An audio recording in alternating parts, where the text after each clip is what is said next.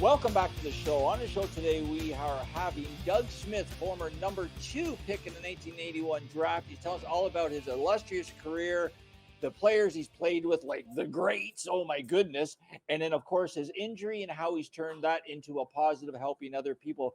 So, Doug, let's talk about today. I know you're a big, heavy, you're a big supporter in Ottawa.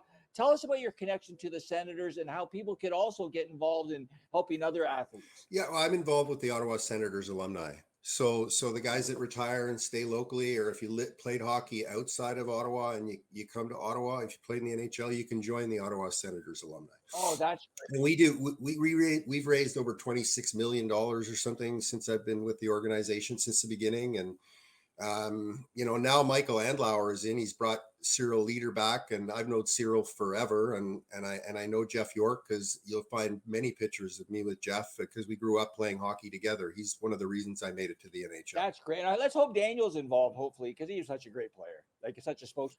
Oh yeah, he'll definitely be involved. I believe they're just trying to figure out how and why and what Daniel wants to do, right? What makes him happy. Well, you guys got some like great. Chris Neal, I remember, was a great player for Ottawa, and like Daniel. Yeah. We had a meeting. We had a meeting just a couple of weeks ago with the alumni, and Michael Andlauer came, and the new management team came. So I sat with Chris, and Chris Phillips was there. Like, these guys are so enthusiastic about the Ottawa community. So everything's going to change. It's almost a different feeling, the cultural change that's occurring there right now.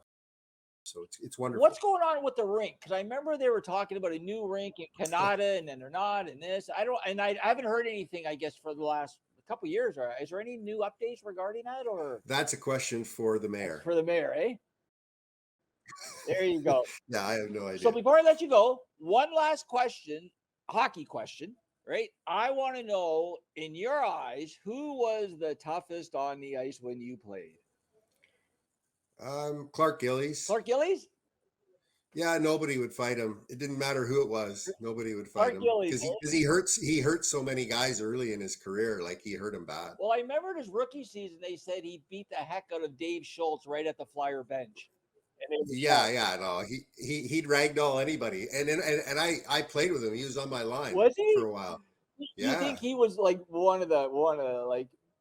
I've never seen anything like it. He made so much room out there because everybody respected him. He wasn't mean, nasty. He just would, like, when he was on the ice, people would not do things that they would do if he wasn't on the ice. If you know what I mean. Did he cross over with Probert or not really? I don't know. I don't know. I don't know. Maybe too old by then, a little bit. Boy, if we could find that fight, that'd be a good Semenko. one. Like, remember, Semenko was a pretty. Well, he's the only guy. Dave, and I love Dave. He's amazing, and rest in peace. But I've seen that guy. He was so strong. I saw him once. There's two guys arguing, and there's two guys in between, and he reached over the pile and hit somebody on the top of the head with his glove, knocked him right out. Wow.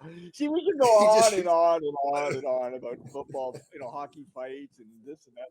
This is so great. So again, I really appreciate taking the time today, Doug, for being on the show. We're going to have you back. Might do a chronicle, like a hockey chronicle, where we would just do a series and you would just tell us all these stories. Because I know people die for these backroom stories.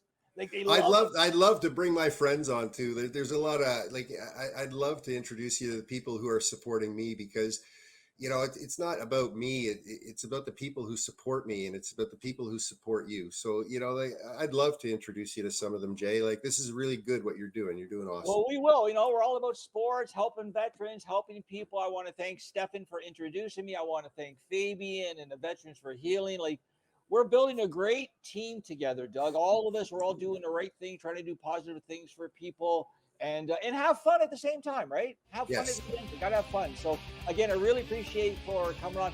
I'm going to take a quick break. I'm going to come back and wrap the show with some TDC updates. So I really want to thank you for tuning in, and we will be posting this link and sharing your stories all the time, Doug. Thank you so much.